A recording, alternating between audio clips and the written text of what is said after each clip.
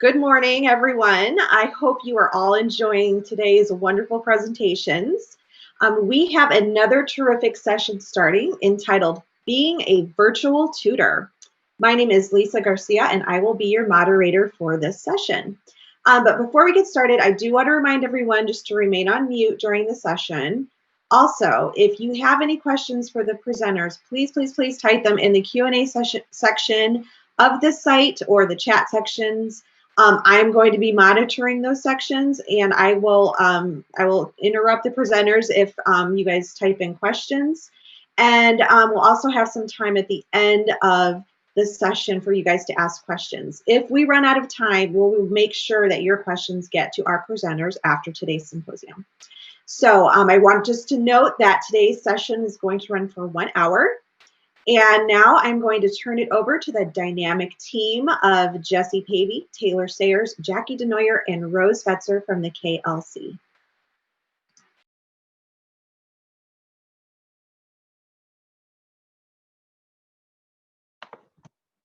Hello, everyone.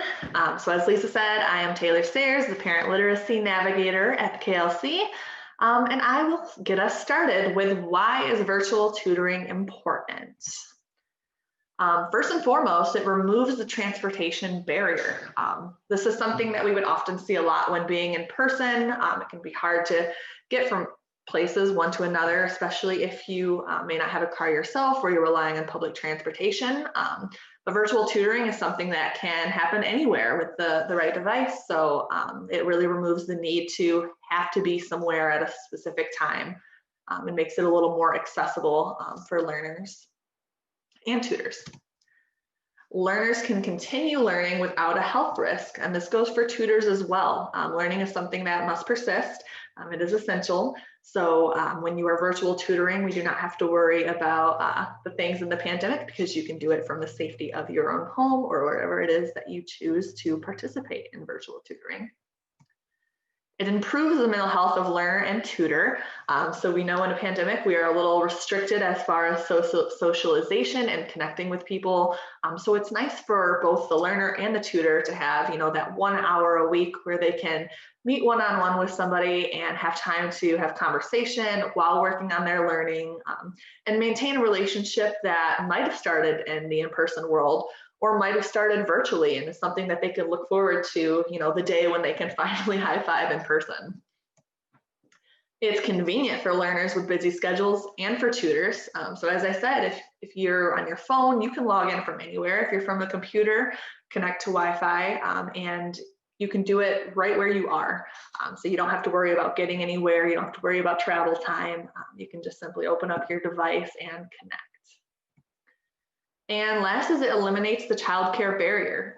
If learners can't attend in their own homes, they can be learning while their children is in their child or children are in another room learning or doing whatever it is that they need to do. There might be somebody else in the home that can watch them or older siblings, but it's easy for them to not have to worry about aligning that so that they can attend their tutoring session because they'll still be there with them in the home.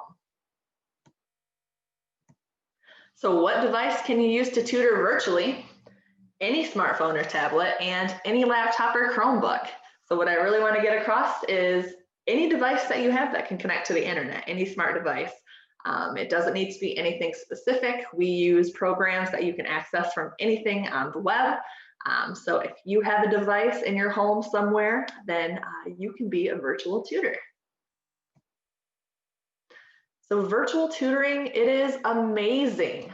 If you've never done it, there are tons of tools right at your fingertips. You have the entire web to work with. There are plenty of things that you can find, plenty of supplemental materials.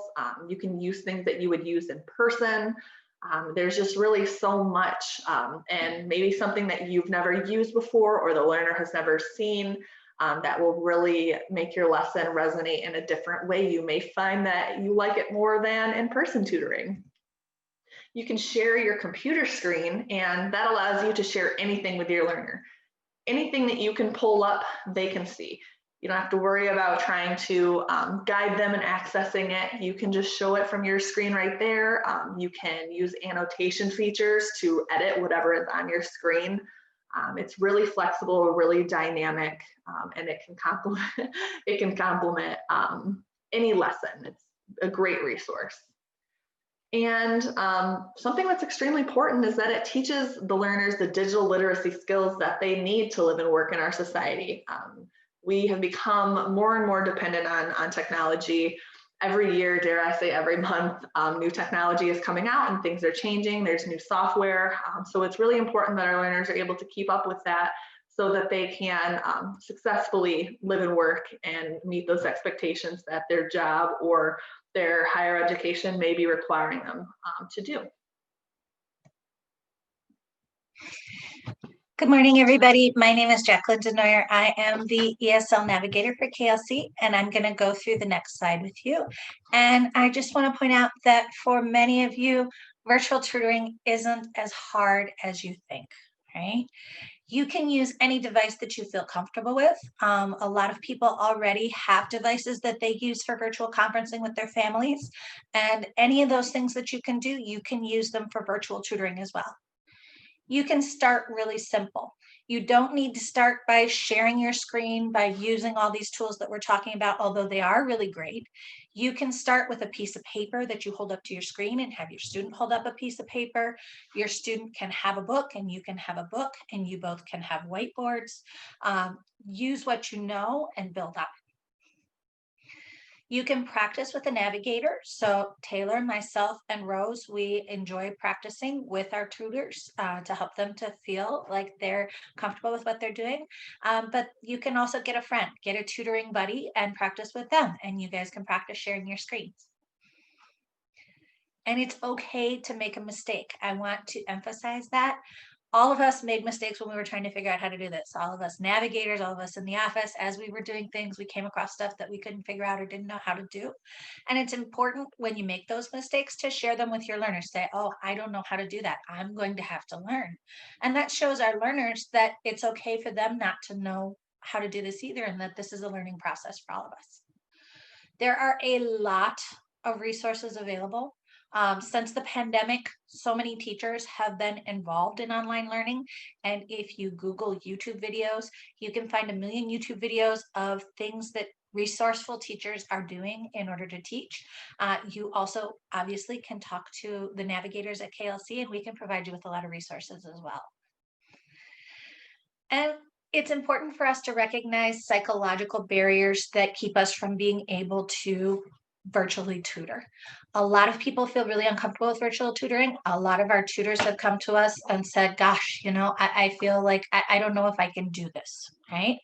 And for me, myself, this is a problem as well that I have experienced in the past when coming across new technology. Sometimes I feel like, oh, I can't do that. I need someone with a tech background. I need someone who's an expert to do it for me. I'll never get that right. And this creates a barrier. And I have experienced times when I have thought that something was really hard. I've tried to get someone else to do it for me, or I have had someone else do it for me. And then once I was able to do it myself, I was like, oh my gosh, I made that so much more difficult than it was.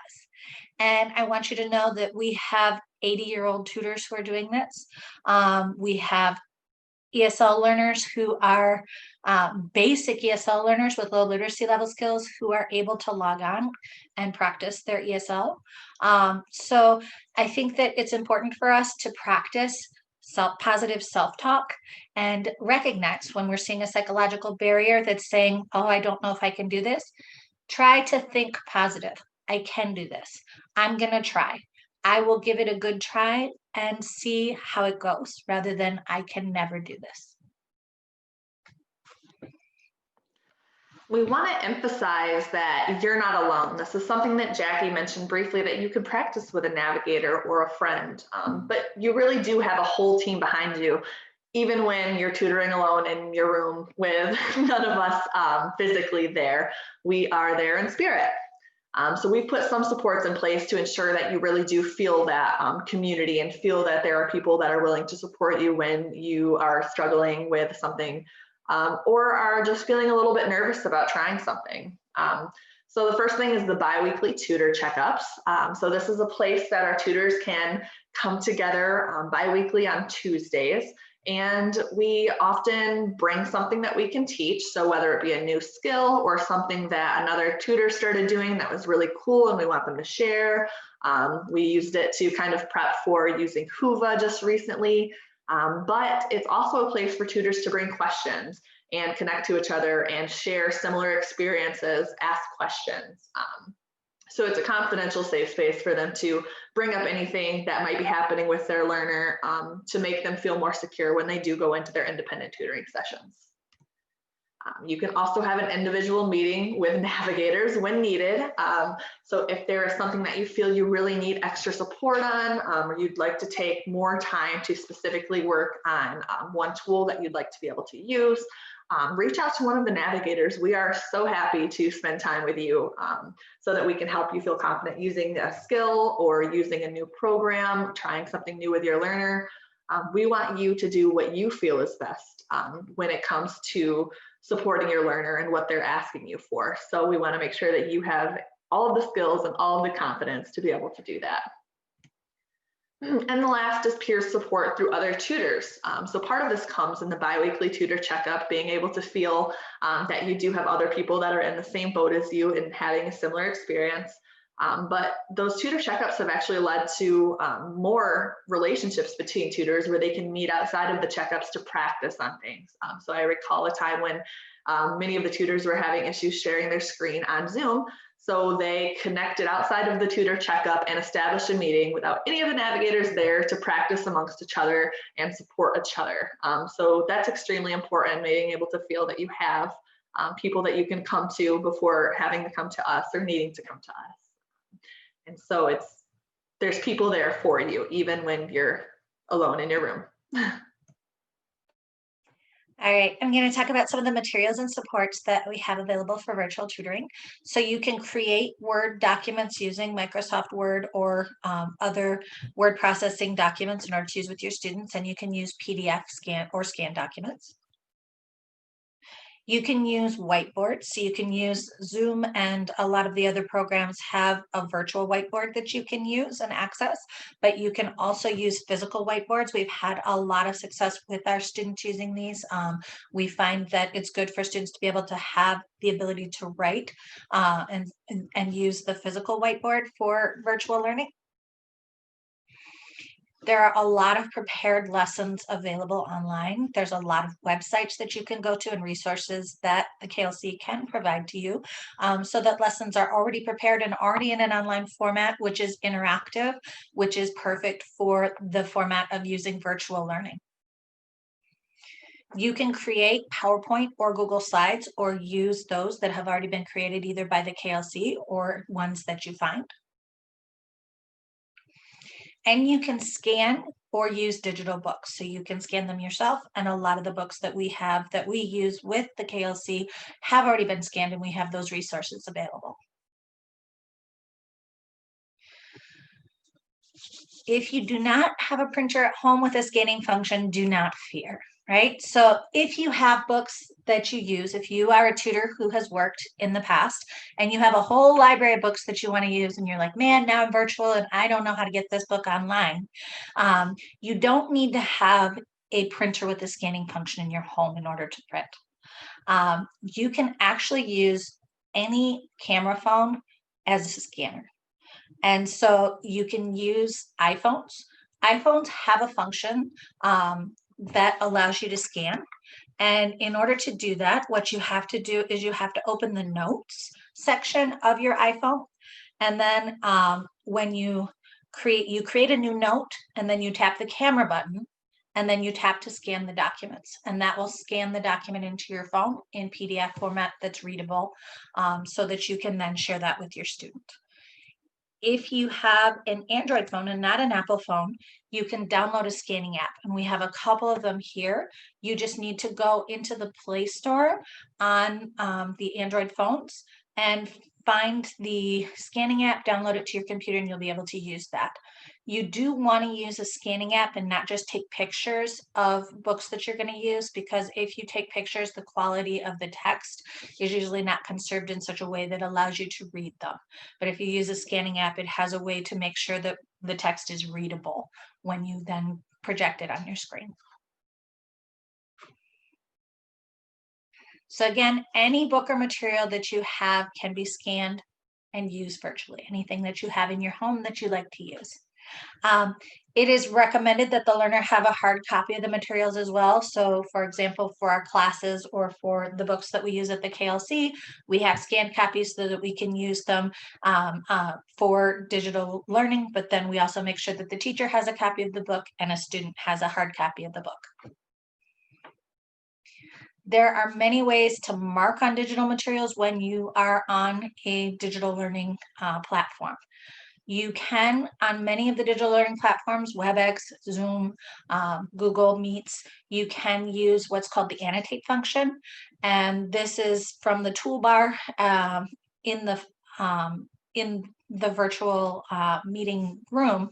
You just need to go to the annotate function and you can write and mark on the documents so that you can fill in the blanks. Some of our teachers have, or some of our tutors have said that they don't necessarily like the way that the annotate function works. And so there is another option that you have. You can actually turn that into a PDF, which is what you do when you scan it. And then you can open a file, which is called PDF Filler. And that then opens it in a fillable PDF document. And that way you can fill in those blanks using PDF Filler.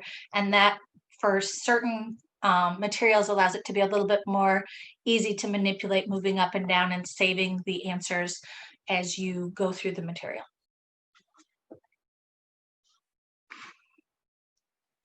All right. So Jackie talked about scanned documents and scanned materials and things like that. Our fearless leader, Michael Evans, has scanned in a ton of our materials. This Challenger lesson, and actually, so Challenger 2 is one option. The lesson I'm going to show you is from Challenger 3, or 4, excuse me. And I did that for a reason. Some of you will know when we get there. So, in Taylor Lefts, we know. So, anyways, inside of Challenger, you get a lot of word analysis pieces, you get reading comprehension, you get controlled vocabulary, and writing, obviously. So we already know that you need the books, the physical books to do with the learners. But the digital copy that Michael has or can scan for us they look similar to this. So you can put this on the screen with your learner, not to physically do the lessons, but more so that you can easily say things like,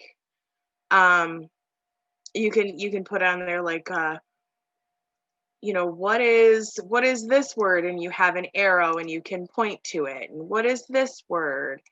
And, you can go easily through your pieces using the annotation options. And most tutors, they will point to a word or a sentence or something like that with their learner. And that was the one thing we heard was the most stressful, is that, yes, you're doing this virtually. However, you're on one end pointing to your book, trying to hold it up to the screen, which doesn't work. And then the learner is on the other end and they're like, what word, where? I mean, what's a paragraph? Because they haven't learned that yet. So you can easily, with this digital option, be able to click and say, read this sentence or read this word, or what is the answer to this question? Instead of saying, page 82, question 4, and they're like still trying to find page 80, whatever you said. And it keeps things a lot less frustrating for both the tutor and the learner. All of these digital files can be sent to you via email upon request. So if you have any of those requests, please don't hesitate to contact us. So with all this, one thing we really want to emphasize is the idea that humans are lifelong learners. This is something we often say, and especially to the learners when coming in and you're feeling a little bit nervous about trying something new, or you haven't been to school since you were in high school, and it's a little bit intimidating to have to come back and try it again. And so with you, when you're trying virtual tutoring, you may feel a little bit vulnerable. It may feel a little bit anxious or nervous trying to figure out how to navigate being a virtual tutor. Maybe if you were an in-person tutor at one time or you've never been a tutor, it can be a little bit nerve-wracking and you could be worried about messing up. But it's nice for our learners to see that as well and learn with you, because we should take this opportunity to learn new skills and overcome new challenges. It's a way for us to learn something new together with someone else. You can put your heads together and brainstorm about what the fix might be. And it's a nice way for you to also bond and to show them that, I'm still learning too. We're in this together. We're in the same boat. Hello everyone, my name is Rose Fetzer. I'm the Adult Literacy Navigator at KLC. Since October, I've been loving it. So I'm going to talk about what are some of the benefits that our learners have been getting from digital learning. So virtual learning allows learners to have maximum flexibility through specifically our Expressways to Success programs, which is Plato or Edmentum, and our Learning Upgrade program, which you can use from your smartphone, which has been great to show learners that they can use that really anytime, anywhere. That means that even if they don't have Wi-Fi in the home, it's really easy for them to take their phone and go somewhere that has Wi-Fi. So we've had learners go and learn in the parking lot of a McDonald's. So maximum flexibility has been great. We have multiple platforms, of course, so both of these learning platforms, and then also using multiple web-based platforms. So we meet with students over Zoom and WebEx. The more platforms we're able to expose our learners to, the better. So that increases their ability to navigate other platforms because they see similarities and just have, a more expansive experience in terms of their digital literacy. It also helps foster independence, which is absolutely essential for any adult in a life skill, meaning that they can take control over what they want to be learning and at what pace they want to go at. So when our learners are working on Play-Doh on their own, they can go as fast or as slow as they need to. And it's been working out really well. In terms of the digital literacy piece, which has also been extremely important, our learners have been able to gain, like we talked about, multiple video conferencing platforms, which has been great, Zoom and WebEx. Also tech problem solving skills. So some of our learners are tech support for some of our tutors.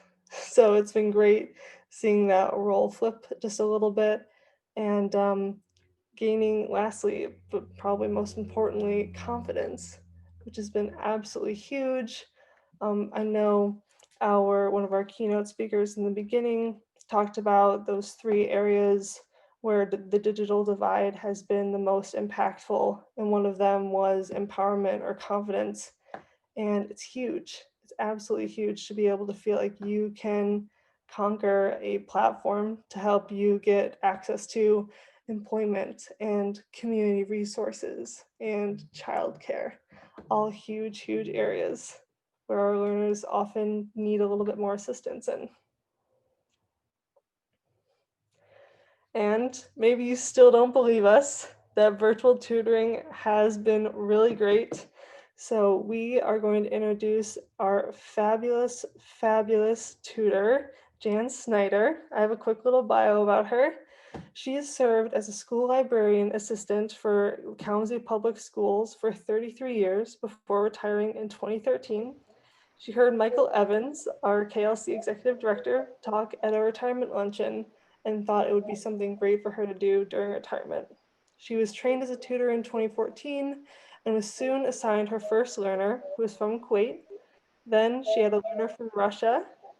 Jan has been with her current learner for about 2 years and continues to push through virtual world to serve her learner. And she's here to talk about us. Take it away, Jan. I'm not sure exactly what I should be sharing because you basically have covered all of it. I use the support from KLC a great deal. My learner has problems with remembering from time to time, so we need to build up a good base for her. And each week that I can, I do the tutor checkup, which has helped me a great deal through all this learning. My learner does have a very inquisitive mind, and so she's willing to try new things. And so I have been using Zoom and sharing screen, and I have downloaded on my computer the Challenger lessons, and so we go through that together so that she can remember those things. First, we had to get her on her email at a regular time, and so I asked her to go on regularly, and then I put a puzzle or a joke or something that would encourage her to answer back so that we could get her regularly using emails so that we could get her onto Zoom on a regular basis. So it's working out fairly well.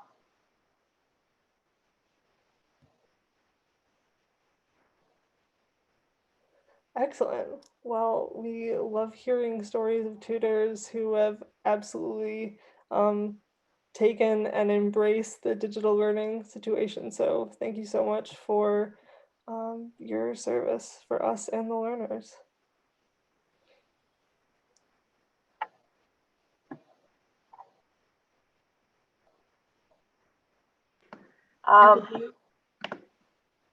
We have time. I need Taylor on a regular basis. I email her and with questions, and then we either talk by email or we have her get in contact with my learner. So without the support of KLC, we probably would not have as much success. So.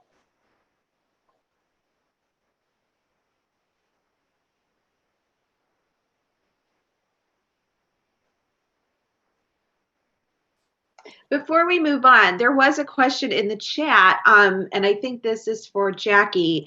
What PDF fillers would you recommend?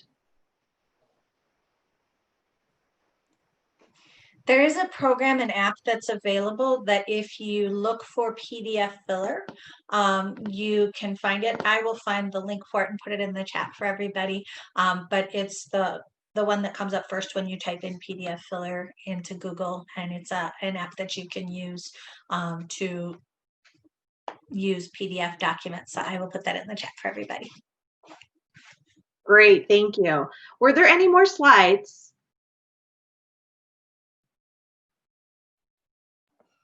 That's it. Okay.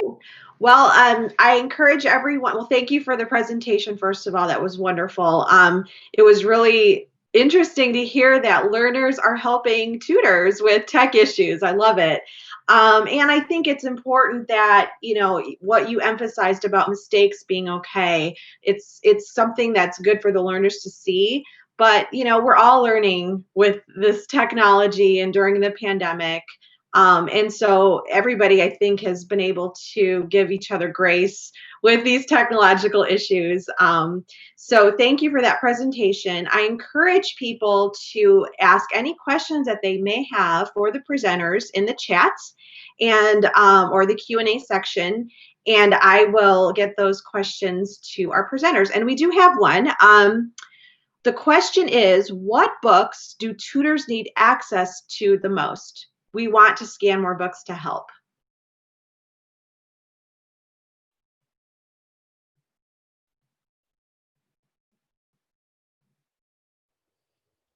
Jesse, do you have an idea about that?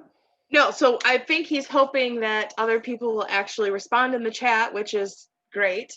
I know that right now we do have Challenger 2, Challenger 4. We have most of the ESL books, I believe. So we've got quite a handful of them already, but we want to keep going, and we want to get the ones done that are used most or requested. So if you use, I don't know that we have any of the Lubbock ones done actually right now because no one has requested it. Wordly Wise 2. Yes. Yes. That is a great one. And we might, yeah, I think we do have that one already done. Sweet. So any of the Wordly Wise books, any of the Challenger or Lubbock, just let us know. Oh, more stories.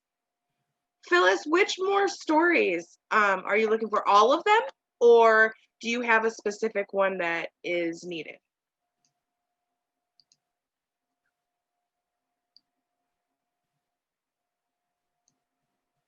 Four. More stories, 4. So I will add that to our list of stuff to get, and then as soon as I have it done, I will we will scan them all. Yeah. Michael. I know, Michael. We will scan all of them. So yeah, we'll get the more stories done. And like I said before, if you guys have books that you want scanned digitally, you can email me and I will make sure that they get done for you. I can at least take that off the navigator's plate. So I will put my email in the chat in case anybody doesn't have it and needs it. Hopefully there are other questions. I do have a question. So based on your experience the last few months, would you recommend any video conferencing platforms do you think work better than others? So let's say do you find Zoom to work better than maybe WebEx, or have you guys experienced that or have a recommendation on that? I think everybody has their own opinion to that. So I think each of us should definitely have our take on that. For me, I either are fine. They both, especially now with WebEx doing the breakout sessions, it really is pretty much exactly the same. If you are a tutor that is looking for something that has zero cost and unlimited time, because both Zoom and WebEx are 40-minute sessions. Oh, actually, no, I take that back. Zoom is not with only 2 people. If you have more than 2 people, it cuts off after 40 minutes. But Google Meets or Google Hangouts and Skype also work well, but we've had tutors use both. And I've even had some tutors use Facebook Messenger. Go ahead, Taylor. You looked like you were going to answer that. I was mostly going to echo what you said, is that it is, quite preference, but I think that's something, if you're working with a learner to consult, because they might already be familiar with like Facebook Messenger, and that might be at least a good place to start. Or if they have a phone, it just might be more accessible because they already have the app downloaded. They might not have storage for a Zoom or a WebEx. And I think about, depending on and what the learner's engaged in, maybe they're more likely to come into contact with Zoom, like in the workspace, or like if they're going to higher education, a lot of them use Zoom over WebEx, something like that. So it's definitely a good conversation to have with whoever you're working with. I personally prefer WebEx over Zoom, but I can use either. So it's totally up to you and depending on your needs. I would echo that as well. I think the most important thing is the teacher and the student both feeling comfortable with the platform that you use. I personally prefer WebEx.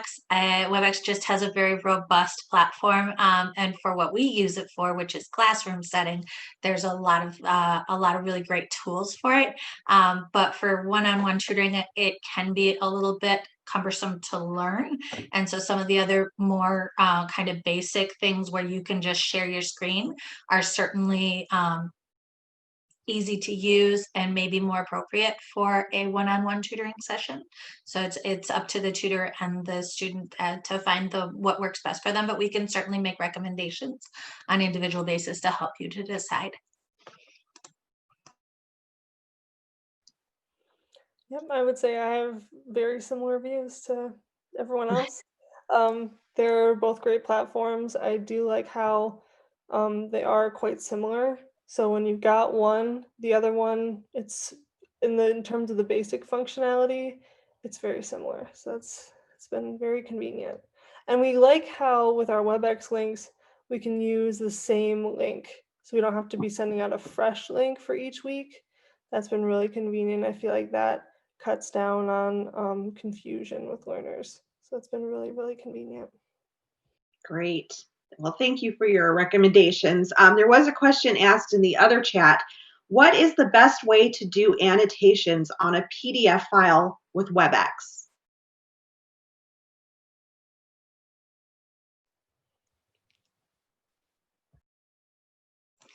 I would use the annotate function and then just, use the annotate function, and there's a toolbar. We have a whole visual guide for how to use the annotate function, which we would love to share with any of the tutors who are interested in seeing it, so they can take a look at all the different functions that you can do. But with the annotate, once you open the annotate function with a PDF file, then there is an option to highlight. There's an option for arrows. There's an option for circling things. There's an option to draw a line from one to the other if you are trying to do a matching. There's options to type in the answers using text boxes. So there's a lot of different functionality within the annotate function, and it is pretty straightforward, once you learn how to use it. But it's, we do have a visual guide that we would love to share with anyone who would like to learn how to use the annotate function in WebEx. Do we know if there's a charge for WebEx? There is a free option for 2 people or for 40 minutes.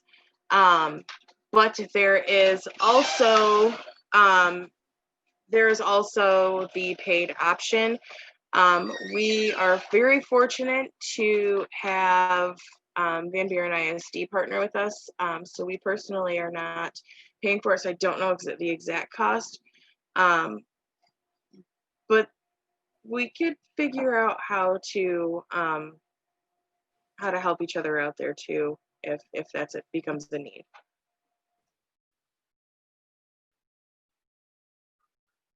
Okay, I'm just looking for more questions. What do you think has been the biggest barrier to virtual tutoring based on your experiences the last few months? Access to technology. So having a learner have a device that connects to the internet and also having connection to the internet. So that basic infrastructure for me has been the largest barrier. When we get past that, we can get rolling.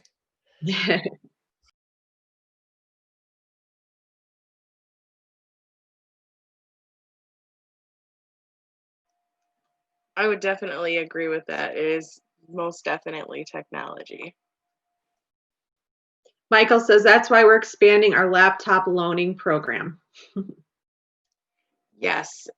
And without that laptop loaning program, we would not have anywhere near the learners we have on now. Yeah, Laura Lee said that some families need several laptops. Yeah, depending on what is going on, so we look at all of the different pieces to that. Are they attending the same classes? Or, do their children have their laptops through like KPS or something, for example? We definitely look at all of the components and figure out how to best assist them in getting everybody on an educational platform.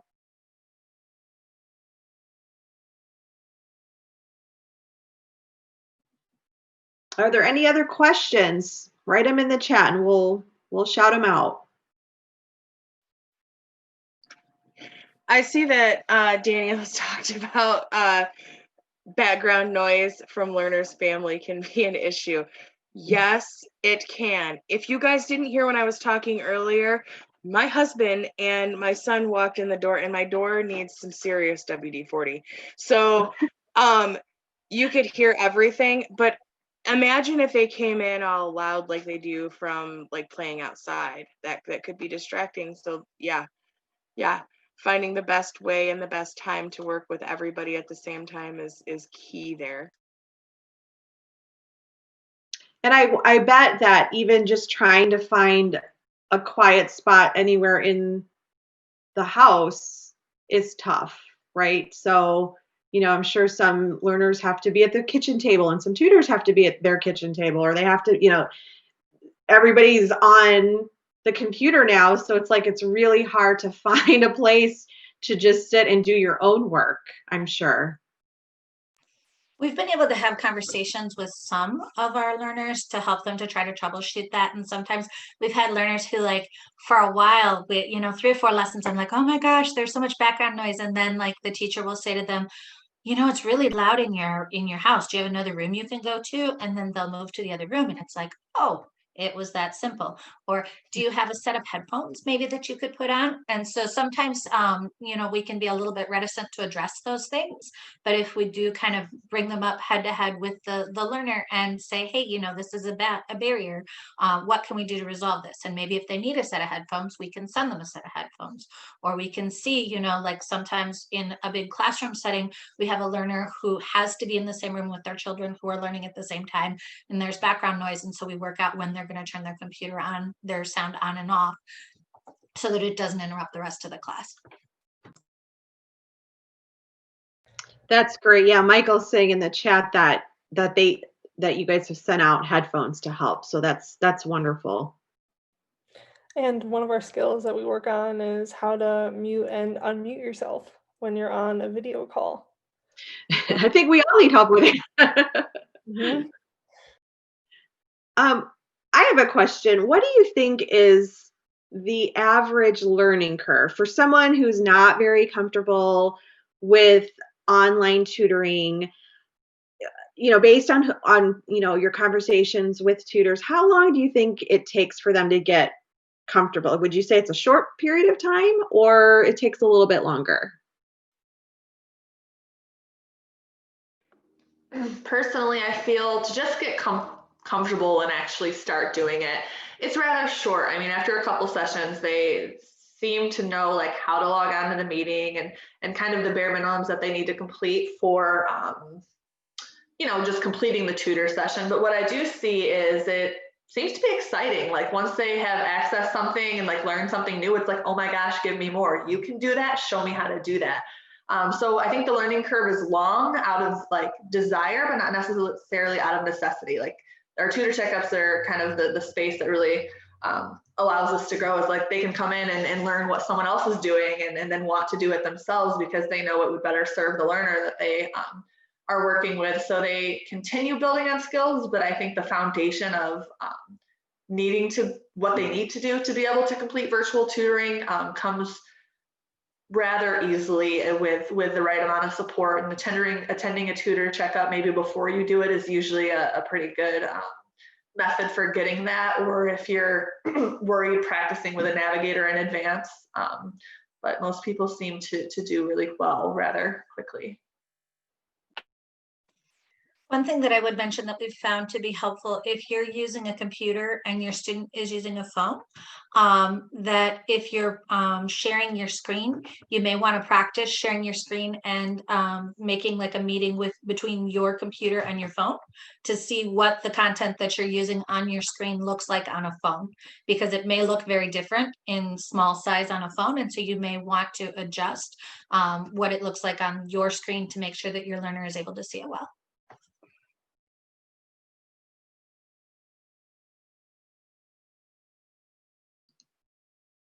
Those are great points. Thank you. Does anyone have any other questions? I'm monitoring all the chats, so I'm not seeing any pop up, but if anyone has a last minute question, we could get it answered right now. While we're waiting for that, I do want to mention, and Jan also said this too, that the tutor checkups really do help take care of the frustration, eliminate that frustration and that angst. And they really, it's there to bounce questions and ideas and thoughts and what's working for this tutor and how do I apply it with my learner. And because we generally do the tutor checkups bi-weekly on Tuesdays at 2:00, but because we know that that's not always a convenient time for tutors, we've also as of January 7th, we will also be offering bi-weekly Thursday sessions at noon. So emails will be coming out with all of this information, but you guys get the first scoop on that.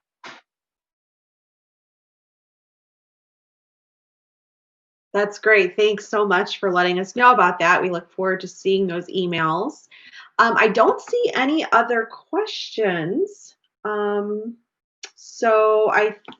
Is it okay? Wait, oh, did someone?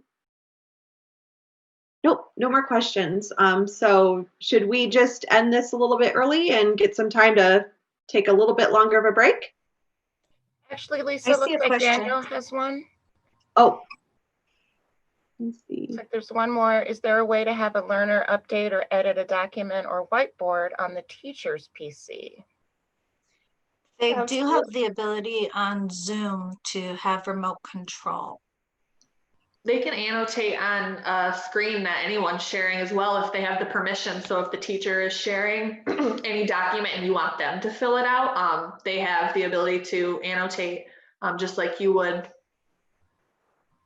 And if you wanted to be working on like maybe a full paragraph or like a cover letter, you could have the learner have that be in their control. So send it over to them via email, have them open it up, and have the learner share their screen while they're editing it.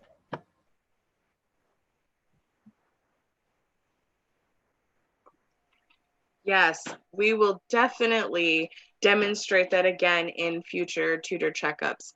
Annotation is something that takes a little bit of time to get used to, and sharing screens and giving access and all of that. You can do it on both WebEx and on Zoom. It's just done differently. So we can definitely do that in future tutor checkups to help everyone.